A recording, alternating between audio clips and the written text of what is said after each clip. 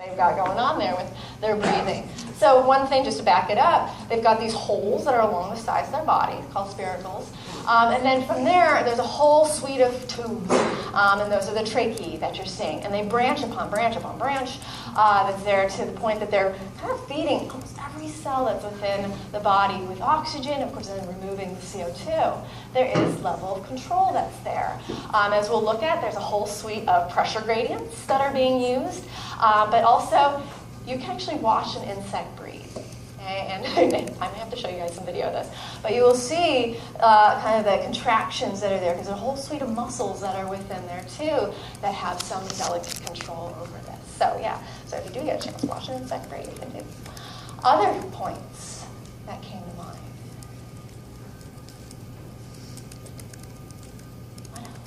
Yeah. Compare organs to species, maybe anatomy is more relevant, physiology kinds of organs. Okay, interesting. So as we look at this, yeah, we've got all these lovely organs here, but they're really different, all right? But the theme is the same. It's respiration, and that they're doing what, as we said, a lot of creatures have to do.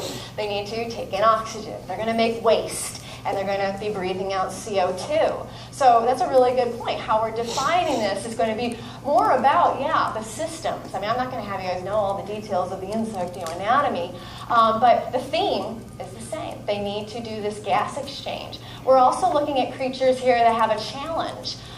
In that they're on land. All right, we're looking at a land snail. We're on land. This is a flea that's on land. That there's certain challenges to this exchange once you get on land. It's dry. So how do they overcome that? I mean, we're not looking at a fish that has gills. We're not looking at creatures that have external gills. All right, how do they overcome these? And we'll see there's a similarity. You have a lot in common with a mollusk. We produce slime. Okay, we produce mucus. All right, take a moment and swallow. You just swallowed mucus, and that's from your basically respiratory tract. All right, we'll talk about that. So as we look at this, again, there's a lot of aspects that are here that are very similar. All right, so one of the key things here as we look at this, and so probably a handful of you, I've never thought of the respiratory system of a flea. I've never thought of a land snail and having this kind of lung.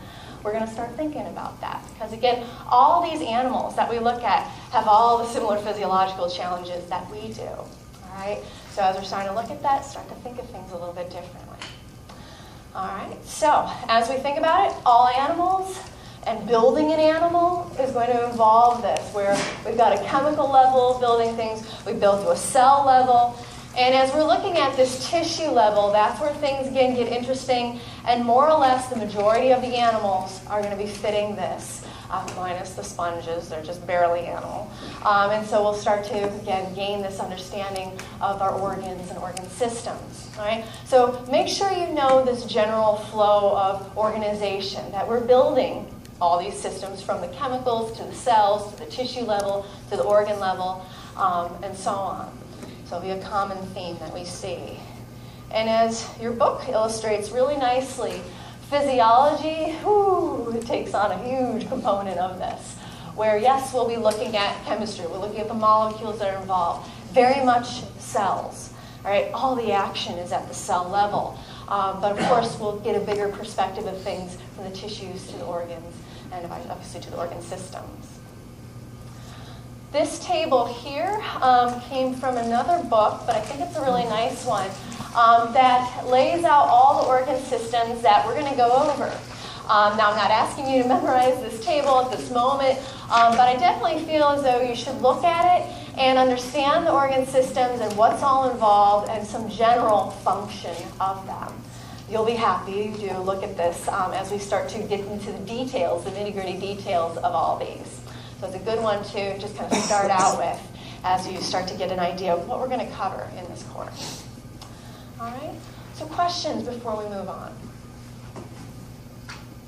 All right, so let's wrap up kind of our classification aspect of where we're at in the whole scheme of things. So as I mentioned, okay, we are animals. But if we start to narrow it down a little bit more, you are part of the phylum Chordata. And Chordata is a really interesting group, and that this includes, of course, us, and classically what we think of in relation to us, other vertebrates. But it also includes things like sea squirts, or this little lovely creature there called Amphioxus. This happens to be something called sea pork. And yes, it is a chordate. It's very odd, gross-looking thing. But we are going to focus more on our own kind of grouping within chordata, the vertebrates.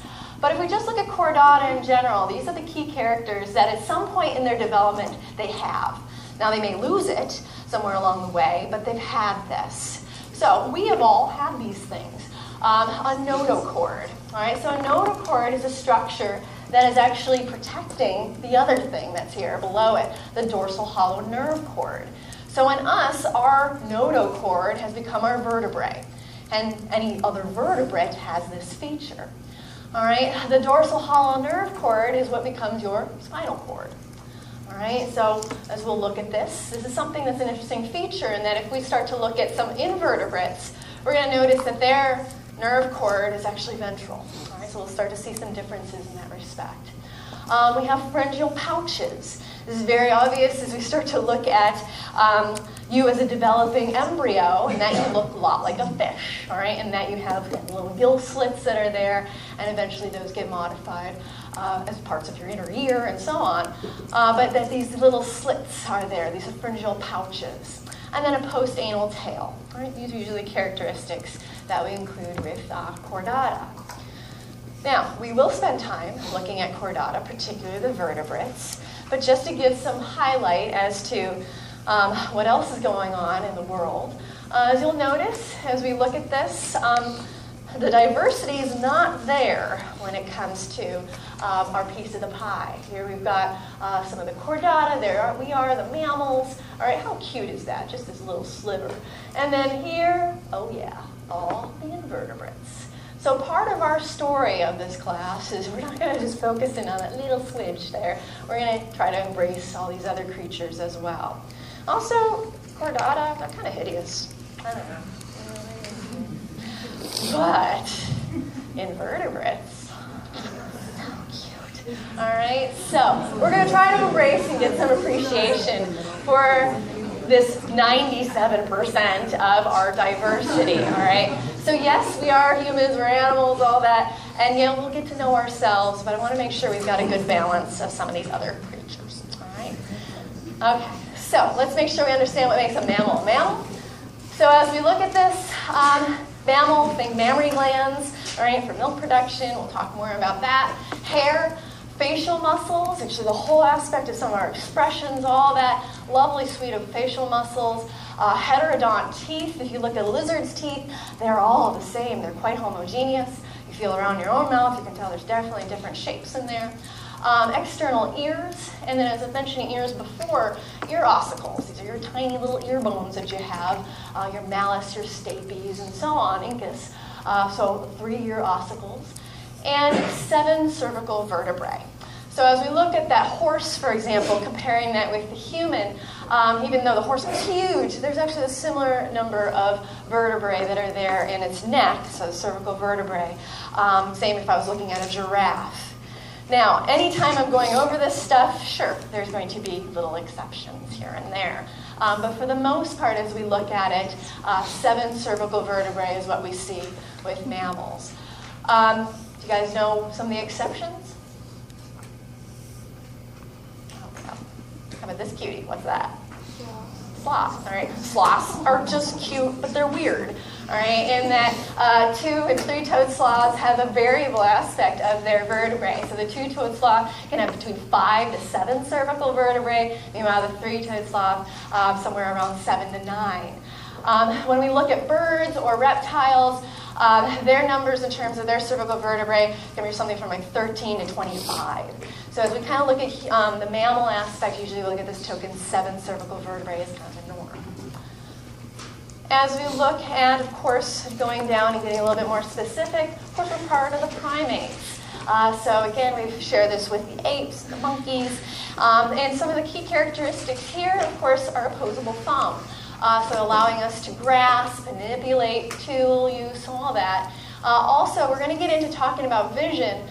So we've got the stereoscopic vision that's there. We can get depth perception.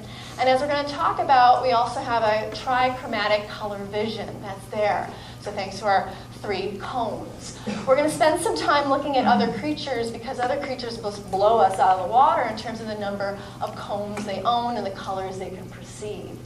So we'll talk about that as we get into the sensories. All right, so again, taking a look at somebody here that, again, you can see some of the similarities with your own skeletal structure. This is actually a holler monkey. So as we go in and looking at the final kind of piece of our classification of the Hominidae, the family that we are part of, again, this is all the great apes that are there. And you start to think about the things that are connected with them, particularly, of course, what makes us kind of connected. We look at the genetic material, but also some of the behavioral aspects as well, large brains, and so on. So, good to kind of know where your classification is as we start to explore this a little bit further. What we're going to do for a good part of the course is obviously exploring ourselves. So getting to know a little bit more about, okay, well, what makes you a human in terms of some of your own anatomy and physiology. And so that's what we'll explore a little bit more as we dig into the course. All right, so we're going to switch gears now. We finished up kind of our classification aspect. And what we're going to do next is get into the really main themes of physiology. And then we'll dig into a little bit more. So as you guys stare at this, and I know you're probably looking at like, what is this? These are a suite of cells, and they're organized in different ways. And so as you stare at these cells, so for example, we've got the simple that's up there, and then we've got the stratified. This is telling you something about, yes, its form, but it's also telling you something about its function, all right? So if you had to pick the layer, whether it be simple or stratified, that's made to be for protection, which one would you pick? Stratified, okay? I mean, it looks like a fantastic brick wall that's there. You've got all these lovely layers. You're absolutely right, all right? We're going to actually be diving into histology, and this is one of the building blocks of discussing this, is that with that stratified layer, this is telling you something. You've got multiple layers here. This is designed for protection. So then what's simple for? What do you think? Internal organs? Okay, so as we look at some of the internal organs, okay, so if we think about, yeah, stratified is something that we see a lot of times outside here, looking at our tissues that are here that we rub away. And then, yeah, maybe more internal. Where internally might we see this? Because we're going to see other things internally, not always just this simple kind of squamous, but yeah, where would we see simple? So yeah, internal. Where do we need to absorb, like in intestines? Okay, so yeah, so thinking about absorption would be good, and that it's got a thin purpose there, and that there's an exchange that's going on. So no longer is this really a protective function. That's this guy here.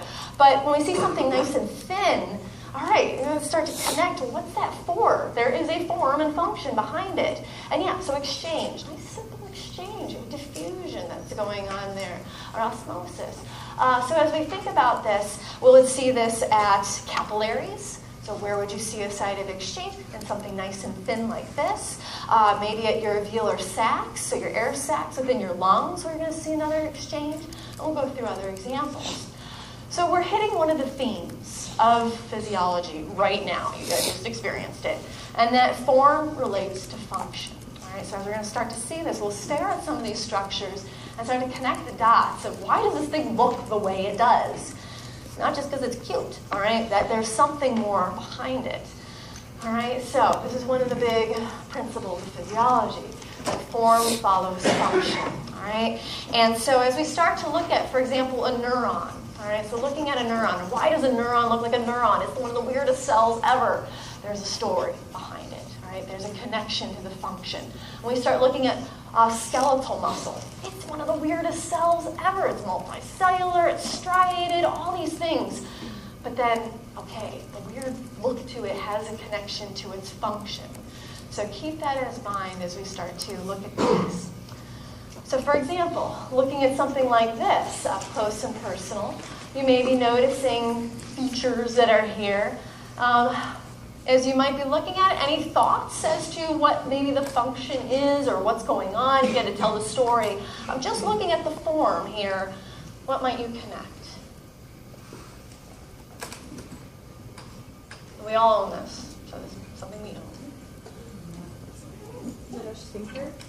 Sorry. So, okay, we can start to think of sphincters. Like there's holes that are there. And as we think about any little hole, there's probably something that's going through it, right? So we can start to think and put those parts together. What happens to be going through these little holes that are there happen to be blood vessels, happen to be nerves. So as we start to think of holes, there's got to be something that goes through it, right? Same thing with a little sphincter that's there. You may also notice these rings that are there. As we start to think of rings of a tree, rings of your own tissues can help build strength that are there. So actually we're looking at bone right now, really up close and personal. We can look at it from another view here of, again, holes that are there, blood vessels running through and nerves, and almost rings like a tree that are there. And as we start to look at this, we can start to think strength, all right? As we start to look at your blood vessels, this is just one of the coolest images ever, and that this is removing everything. I mean, the bone, skin, you name it, and just leaving the arteries. Okay? I mean, imagine, this is your hand. There's nothing skeletal there, but it's still a hand. But that's all the arteries there. All right? And what does that tell you about the form and the function connection? All right? Getting all this important fluids, medium, blood, carrying hormones, nutrients, etc., to your body, including that wonderful brain there. All right? And they happen to do this with a shark and a bunny, but it gives you that idea, all right? Again, yeah, a lot of connections there. There are a lot of highways. As I was mentioning before, neurons, all right? This is a section from the hippocampus. And again, thinking of the networks that are there that are helping you build memory. Okay? So, another major theme, and we're going to start this out and then finish it up a little bit more next time, is homeostasis. So as you're going to probably hear this, we're going to use this word a lot. As we break it down, homeo, talking about constant, the same. Stasis refers to steady. All right, so what we're looking at is maintaining a steady internal state. Meanwhile, yes, there may be very different external things happening. And here's another key thing, is that it's going to be at different levels. All right, in that your body is, okay, we've got the outside, we've got the inside, but then if you go inside, you're going to start to notice you have all different kind of fluid compartments. You have what we say intracellular, and then you also have extracellular. We'll define those a little bit more, but that's part of this kind of balance that we're going to be looking at. All right, so we think of it as a dynamic balance of processes and materials, and here we're looking at basically a very narrow range of flex. Internally that we're having. So a steady state that's there. Don't fall into the trap of thinking equilibrium. Right? We'll talk a little bit about that, but this is more about an internal steady state that's to be maintained. Sometimes it gets knocked out a little bit, you bring it back. Okay? And that is what we're looking at when we're looking at homeostasis. And this is going to be a big foundation too, particularly when we're talking about animals. And so as we think about this, the ability to respond to stress, to balance. And we'll also look at it, we'll get a little bit more detailed about this, but in order to maintain this, we need a circuit of loops that help us. That there'll be receptors that are taking in some of this information, a control center that's going to be relaying it, and having a response. And that response is going to be dealing with an effector. We're going to be looking at two types of feedback to get this under control. And so we're going to be looking at positive and negative feedback, right? As we talk about regulating aspects of homeostasis. When we're talking about regulating it, mainly we're going to talk about negative feedback. It's common, and again, we'll be bringing up a lot. So this particular image from your book illustrates one of the things that physiologists really love to do.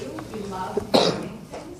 It may be one of these things that you may do as you start to study and connect. But as we start to talk about various hormones, how are they regulating your homeostasis right now, we'll be writing out maps to connect. All right, when your blood glucose drops, all right, what is the signal that's going on there? Who's it talking to? What's going to be the effect? And so on.